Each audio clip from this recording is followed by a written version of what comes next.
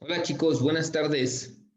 Vamos a, vamos a comenzar un tema nuevo. Ya vimos que la materia se compone de diferentes compuestos, entre ellos los átomos. Estos átomos, a su vez, están compuestos por diferentes partículas subatómicas que están algunas eh, en el centro, en el núcleo del átomo, que ahí están las partículas de los protones y los neutrones, y alrededor del átomo se encuentran los electrones. Estos elementos forman algunos compuestos junto con otros elementos. No vamos ahí caminando y encontrando elementos sueltos en la naturaleza, sino están organizados en diferentes compuestos que se forman a través de la unión de diferentes enlaces, entre ellos los enlaces covalentes, los enlaces iónicos o los enlaces metálicos que se forman con estos elementos. Ahora, vamos a ver cómo nombramos a estos elementos o a estos, perdón, a estos compuestos que son los que se han ido formando a través del tiempo en estos elementos. ¿Por qué se forman compuestos con los elementos? ¿Por qué no encontramos los elementos de manera eh, individual en la naturaleza? Porque siempre los elementos buscan su estabilidad, ya sea su estabilidad de carga y su estabilidad para cada uno de esos elementos. Entonces, lo que ellos buscan es su momento más estable, su estatus más estable, y ese muchas veces es uniéndose con otro elemento para lograr un equilibrio en su carga que tiene cada uno de estos elementos. Entonces, por eso forman por eso forman elementos, por eso forman esos compuestos. Eh, entonces vamos a ver cómo nombrar a esos elementos. La química, al igual que muchas cosas en la naturaleza, tiene su lenguaje propio, el lenguaje químico, ¿no? Y el lenguaje químico, al igual que otros lenguajes a través de la historia, se desarrolla con un fin particular, con un fin de que todas las personas que hablamos química hablemos el mismo idioma, ¿no? Cuando el hombre encuentra vestigios de una antigua civilización, es importante descifrar el lenguaje de esta civilización. La intención de descifrar esto es que podamos encontrar el modo de cómo se comunicaban estos pueblos y para ver qué era lo que pensaban, para ver qué es lo que hacían, para ver qué es lo que ellos estaban desarrollando, ¿no?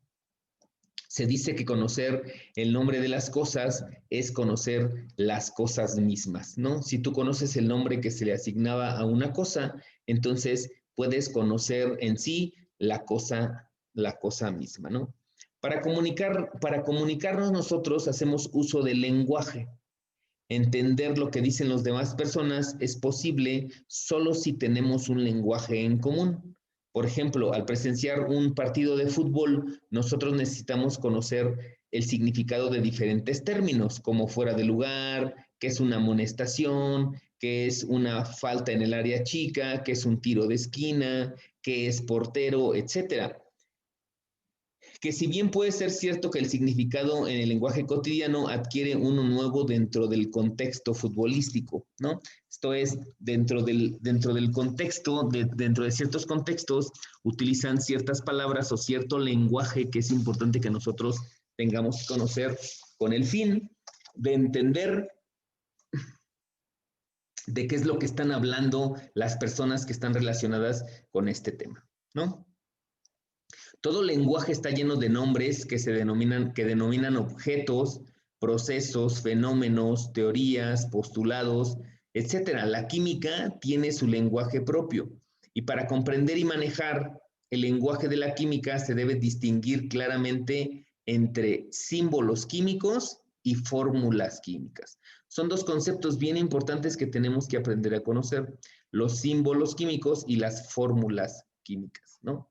Aquí pueden ver algunos de los símbolos químicos que se utilizaban hace muchísimos años de manera de representar cuando nosotros estamos hablando de algún elemento químico, ¿no? El símbolo químico me sirve para representar los elementos incluidos en la tabla periódica. Una vez que se le asigna el nombre, se utiliza una o dos letras para representar este símbolo. Si el símbolo consta de una sola letra, esta se debe de escribir con mayúsculas, chicos, ¿no? Hay elementos que solo tienen una letra, su símbolo. Este debe ser escrito siempre con mayúsculas.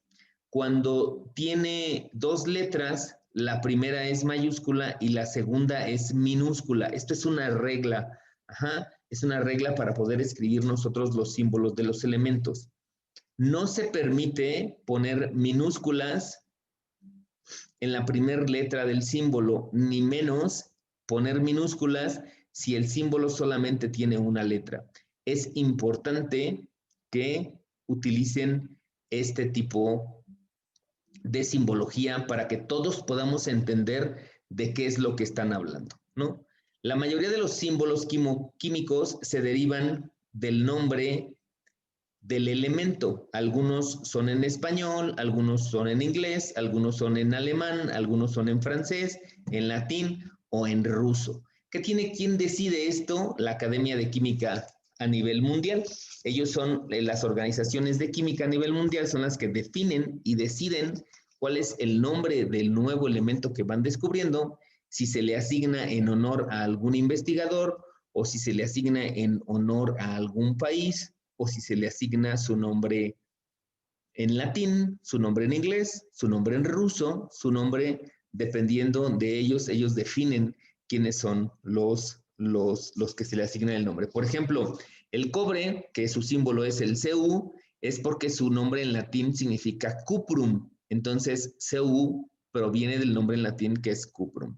El estaño, igual, el estaño, su nombre en latín es stannum, y entonces ese N es el símbolo del estaño. El fierro, su nombre en latín es ferrum, entonces por eso Fe es el símbolo del elemento fierro. Existen otros casos en donde se utilizó el nombre, por ejemplo, del estado o de alguna ciudad. Por ejemplo, el Californio, que es en honor a la ciudad de California, el símbolo es CF y es en honor a esa ciudad.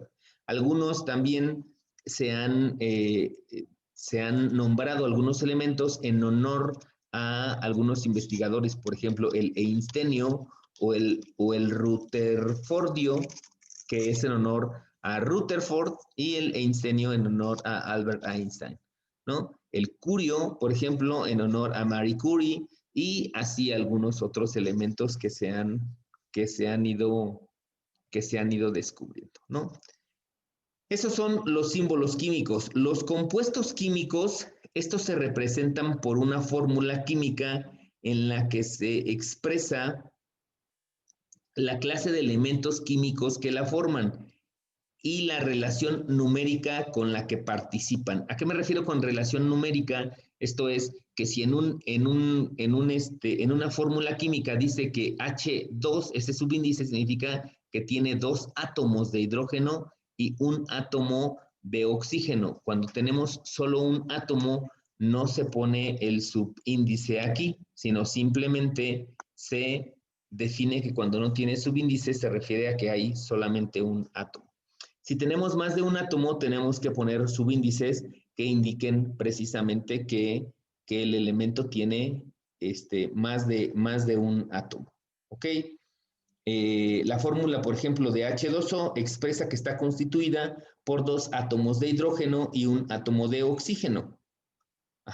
Por ejemplo, si veíamos una fórmula que es K2SO4, esta fórmula me indica que tiene 2 átomos de potasio, un átomo de azufre y 4 átomos de oxígeno, ¿no? Ese elemento se llama, ese compuesto se llama sulfato de potasio. Pero bueno, lo que queremos representar es que cada uno de estos elementos en una fórmula se representa de esta manera. ¿Cuál es el procedimiento para yo escribir las fórmulas de los elementos? Para escribir correctamente una fórmula, Es necesario considerar los conceptos importantes como la valencia y el número de oxidación. ¿Qué es la valencia, chicos? Bueno, a la capacidad que tienen los elementos para ganar o perder electrones se les llama valencia. En algunos elementos coincide con el grupo al que pertenece, en algunos no. ¿Ok? Casi siempre, pero no es una regla. Todos los elementos tienen una valencia. Las valencias pueden ser positivas y significan que el átomo cede o pierde uno o más electrones al combinarse si es un metal. Pero si es un no metal, significa que pierde o comparte. Ajá. Si es un metal, cede o pierde electrones. Si es un no metal, pierde o comparte. Ajá, esa es la diferencia entre un metal y un no metal. Y pueden ser negativas, eso significa que el átomo gana o comparte electrones. Eso se refiere cuando tenemos valencias positivas o valencias positivas. Esta es una tabla en donde pueden ver el número de valencia u oxidación que tiene cada uno de los grupos, ¿no? Por ejemplo, el grupo 1A tiene más 1, el grupo 2A más 2, el grupo 3A más 3, el grupo 4 más menos 4, el grupo 5 menos 3, el grupo 6 menos 2, el grupo 7 menos 1 y el grupo 8 0, ¿no?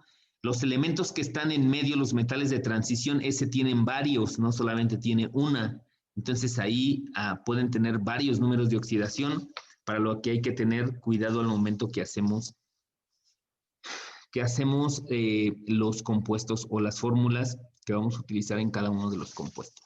Sin embargo, tanto los elementos del grupo A como los elementos del grupo B llegan a tener más de una valencia. Para estos casos es conveniente utilizar el número de oxidación determinado por el compuesto donde se encuentra el enlace químico. El elemento químico, perdón, que puede tomar un valor positivo o negativo según sea el otro elemento con que se combine. Esto es importante. El número de oxidación va a depender de los elementos con los cuales se esté combinando cada uno de los elementos, pero es importante identificar algunas reglas para poder identificar el número de oxidación que se forma cuando yo genero unos compuestos. Y existen varias reglas. Pongan atención aquí, chicos. Primera regla. El número de oxidación de un elemento libre es 0. Esto es, cuando tenemos un elemento que está libre, su número de oxidación es 0. Ajá. El número de oxidación de un ion es igual a su carga. Esto es, si yo tengo un elemento con una carga negativa, quiere decir su número de oxidación es menos 1. Si yo tengo un elemento que tiene así, entonces su número de oxidación es más 1. Ajá, el número de oxidación de un ion es igual a su carga. Ajá. ¿Cuál es la carga del Na1 más? Más 1. ¿Cuál es la carga del ion 2 más? Más 2. ¿Ok? El número de oxidación del hidrógeno siempre, chicos, es más 1. Hay una excepción del hidrógeno cuando forma los hidruros.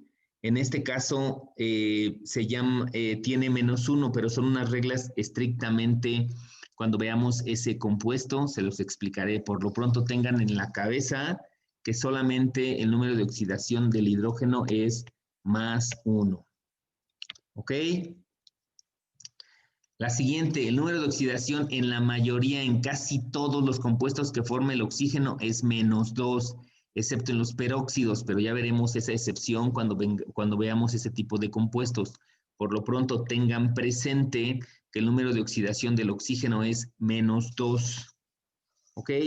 Y la última, la suma algebraica de los números de oxidación de todos los átomos de un compuesto es igual a 0. Esto es, cuando yo sumo los números de oxidación de todos los compuestos, este debe ser igual a 0. Por ejemplo, el carbono y el oxígeno. Esos forman un compuesto que se llama CO2. dijimos que el oxígeno siempre tiene -2. Entonces, yo aquí tengo dos oxígenos, tengo 1 y 2, y este tiene -2, y este también tiene -2. Quiere decir que yo aquí tengo -4 cargas positivas. Si dijimos que el carbono, que la suma algebraica de los números de oxidación debe ser 0, el valor del número de oxidación del carbono debe ser +4. De esta manera, yo tengo 1 por +4 más 2 por -2. Eso me da 4 menos 4 igual a 0. Ajá, la suma algebraica de los números de oxidación de todos los átomos de un compuesto es igual a 0. ¿Cómo van a encontrar ustedes los números de oxidación en su tabla periódica, chicos? En su tabla periódica van a aparecer sus números. Hay algunos elementos que tienen varios números de oxidación, tienen que identificar cuál es el número de oxidación que tiene cada uno de esos, ¿no? Este principio me permite poder hacer combinaciones. Este principio me permite poder hacer combinaciones entre cationes y aniones para consultar sus fórmulas químicas, chicos. ¿Ok? Entonces, veamos algunos ejemplos de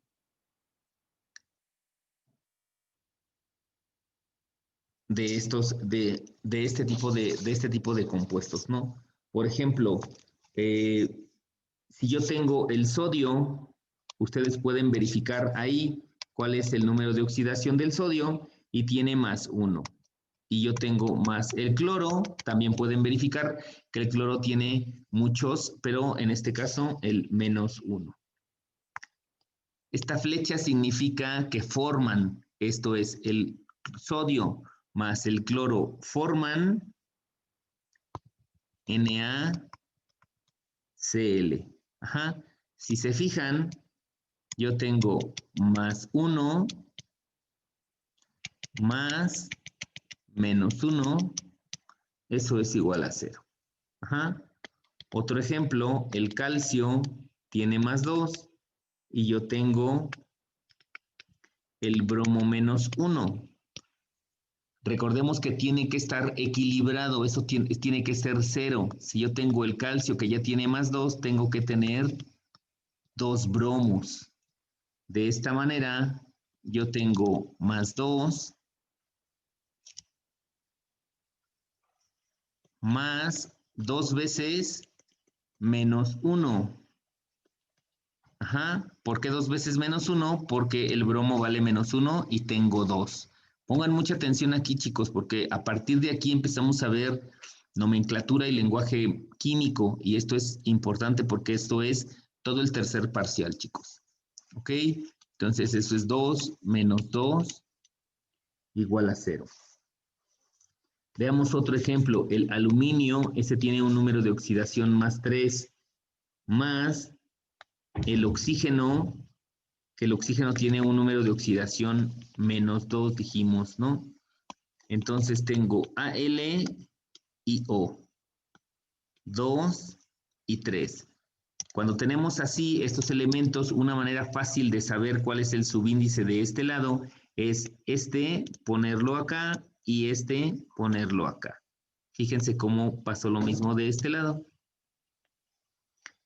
Entonces yo tengo Al2 o 3. Si se fijan, si yo hago la suma algebraica de los números de oxidación, yo tendré aquí 2 por 3, 2 por +3, más 3 por -2. Eso me da 6, menos 6, igual a 0. ¿Ok, chicos? Eso es importante que ustedes lo puedan ver. También hay unas tablas en donde ya tengo yo algunos iones que pueden hacer que yo pueda formar algunos algunos elementos, ¿no? En este caso, hay algunos iones, como este es, que se llama hidróxido.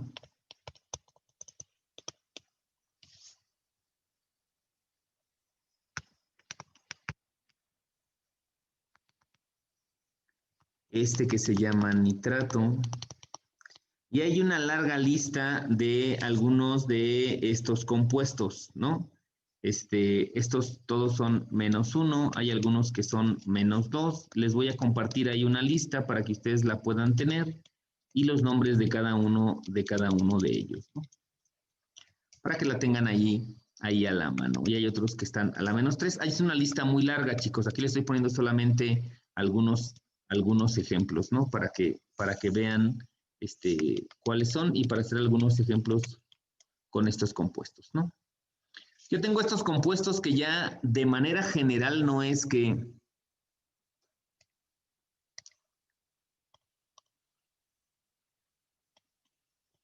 como si yo pudiera poner un paréntesis aquí. La carga de todo el compuesto, chicos, es la que está fuera del paréntesis. Aunque yo no le ponga el paréntesis, esto no quiere decir, pongan atención en esto, esto no quiere decir que el hidrógeno sea -1 o que el oxígeno sea -1 o que en el segundo, en el sulfato, el oxígeno sea -2. Todo el compuesto es su carga. Entonces, yo puedo formar con el potasio que tiene +1 más el OH que tiene -1. Eso me da KOH. Dijimos que este es -1 y este es +1. Entonces yo tengo +1 por 1 más -1, eso me da 0. Entonces, las cargas, utilizando estos cationes, entonces yo puedo utilizarlo. Si tengo el magnesio, que es +2, más el sulfato, perdón, el sulfito, que es SO3 -2, entonces eso va a formar MgSO3. ¿Por qué? Porque esta parte vale -2 y esta parte vale +2. Entonces yo tengo +2 más -2. Eso me da 0. Fíjense cómo todo el compuesto, chicos, su carga de todo el compuesto es -2. Su carga de todo este compuesto es -1. Les voy a compartir una lista de estos compuestos, de estos iones que ya existen y que ya tienen un nombre. No es necesario que nosotros lo estemos construyendo, sino ya tienen un nombre para que los vayan formando. Les voy a compartir ahí alguna actividad donde van a tener que formar, recuerden, la suma de todos los compuestos, la suma algebraica de los números de oxidación tiene que ser 0. Vamos a suponer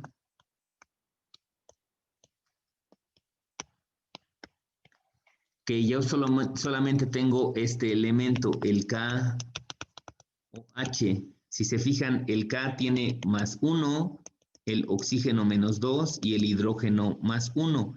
Aquí tengo +1, +1, +1, +1, -2. Esto es igual a 0. Entonces, la suma algebraica de los números de valencia de cada uno de los compuestos debe de ser 0. ¿Ok, chicos? Entonces, les voy a compartir un ejercicio para que lo vayan llenando. ¿De qué se trata el ejercicio? Tienen que completar cómo se van formando los compuestos cada uno de ellos para formar compuestos. ¿Qué tienen que tener estos compuestos? Tienen que tener la suma algebraica de sus números de oxidación. Debe de ser 0. ¿Ok? Entonces tienen que buscar la manera de que sea 0. Si ustedes necesitan más de un elemento, más de un compuesto, entonces tendrán que poner más de uno. ¿Ok? El chiste es equilibrar las fórmulas para que me den 0 en la suma algebraica. ¿Ok, chicos? Les voy a compartir ahí la actividad para que en Classroom, para que la vayan haciendo. Recuerden que es bien importante que ustedes hagan la actividad porque es la calificación de su último periodo, chicos. Estamos por terminar. Échenle todas las ganas para que tengan un buen desarrollo. Ok, chicos, entonces los dejo, les subo la actividad y cualquier duda mañana la compartimos. Cuídense, bonito día.